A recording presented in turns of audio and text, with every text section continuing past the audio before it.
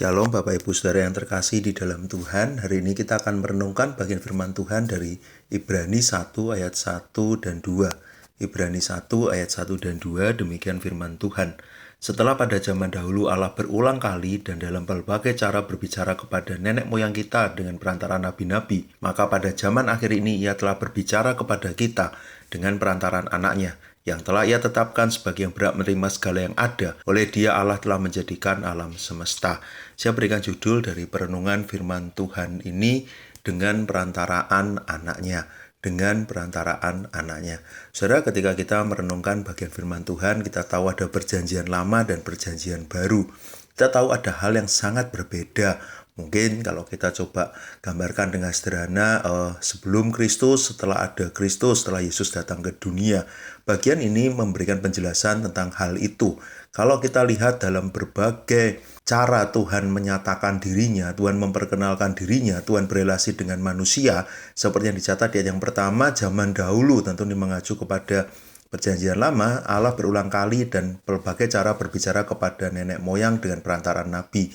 Kita tahu bagaimana Allah berbicara kepada orang Israel pada zaman itu, kepada banyak orang yang juga tercatat, kepada para saksi iman yang tercatat di Ibrani 11, dan kita pun tahu bagaimana melalui para nabi Allah juga mau menyatakan isi hatinya kepada umat, bagaimana mereka diajak untuk bertobat, untuk datang kepada Allah, dan itu pun dilakukan oleh berbagai orang dengan berbagai cara.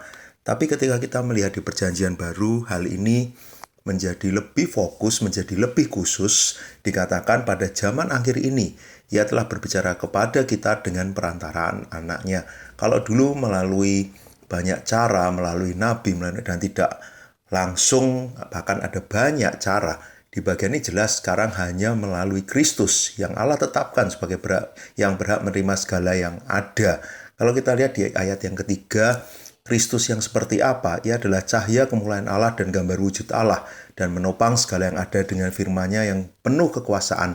Dan setelah Ia selesai mengadakan penyucian dosa, Ia duduk di sebelah kanan yang besar di tempat yang maha tinggi.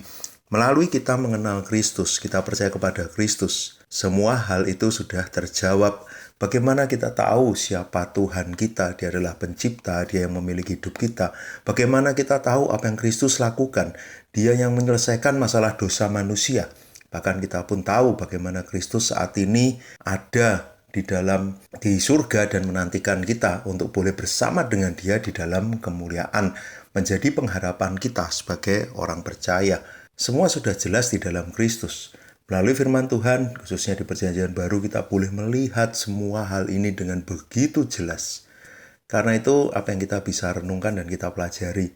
Mungkin sampai saat ini, orang banyak sekali yang mencari tentang masa depan, tentang pengharapan, tentang bagaimana menyelamatkan dirinya, bagaimana kehidupan setelah kematian. Mungkin kita juga ada di dalam pertanyaan-pertanyaan yang sama. Tapi biarlah sebagai orang percaya, kita boleh mengingat bagian firman Tuhan ini. Saya berikan judul dengan perantaraan anaknya. Jelas masalah ini sudah tidak perlu kita ragukan, kita takutkan, bahkan kita bukan lagi yang tidak tahu apa-apa, tapi semua jelas di dalam Kristus.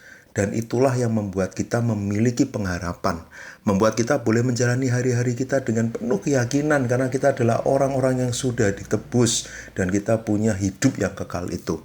Ketika kita sudah di dalam keyakinan itu, apa yang menjadi tugas kita di dunia? Ketika kita masih harus ada di dunia, tugasnya adalah membagikan tentang Kristus yang menjadi jawaban bagi pertanyaan manusia yang belum mengenal Kristus.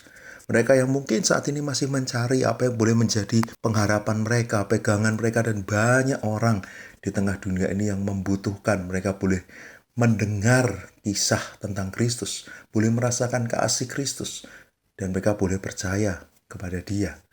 Bagian kita tentu adalah membagikan hal ini kepada orang-orang di sekitar kita.